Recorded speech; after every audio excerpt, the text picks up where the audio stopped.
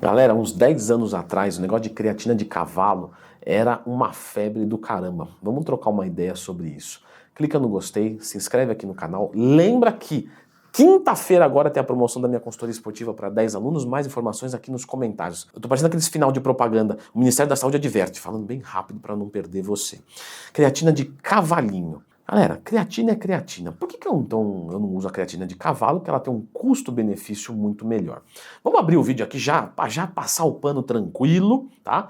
Creatina de cavalo não tem indicação para uso humano, então não é para usar em hipótese alguma. Mas vamos assumir, né, que alguém, isso nunca aconteceu, tomasse creatina de cavalo. O que a gente poderia dar de considerações? Eu já tive aluno que perguntou para mim o seguinte: bom, a creatina de cavalo deixa o cavalo forte, então para mim vai ser, né, é uma creatina melhor, não é?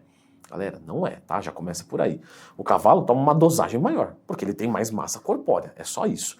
Se fosse para usar no humano, tomaria-se a dose normal. E os efeitos seriam os mesmos, porque creatina é creatina. Lá não tem uma absorção diferente, não tem um sal diferente, não tem nada de diferente. É simplesmente creatina. Então você não vai ficar mais forte com essa creatina, não vai relinchar também, porque não tem nada de especial. Inclusive, como vocês gostam de creatina, né? No meu curso de suplementação, a aula que mais bomba é sobre creatina. Muito legal. Por que ela ficou famosa 10, 15 anos para trás? Porque você que é um menininho mais novinho, você não sabe disso, mas teve uma época que aqui no Brasil a creatina ficou proibida. Então a Anvisa foi lá e decidiu que simplesmente não podia mais vender. Ok. Por que isso aconteceu? Teve histórias que a creatina ela tinha um fim terapêutico e que para isso tinha uma exigência diferente. Se ela entrasse como um suplemento era mais fácil.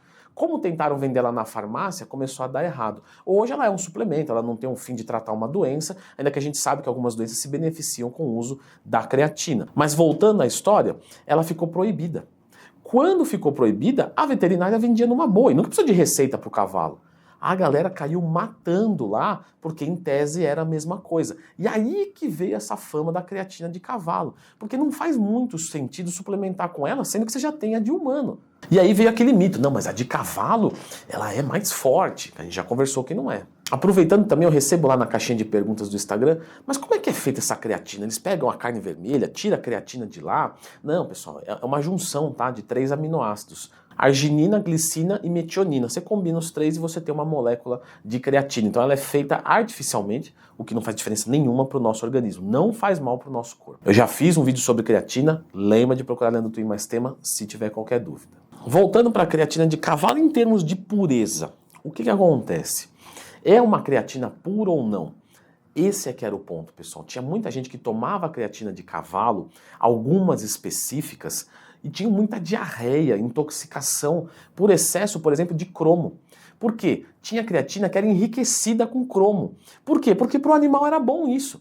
Então eles faziam uma matemática, o animal precisa de tanto de cromo, ele vai tomar tanto de creatina, então nós temos aqui uma suplementação. Seria mais ou menos como colocar, sei lá, por exemplo, vitamina C na creatina. Ah, todo mundo toma 5 gramas? Ah, coloca 50 miligramas aí de vitamina C, só para dar aquela empurradinha legal, porque a gente sabe que o ser humano não consome muito, e tudo bem.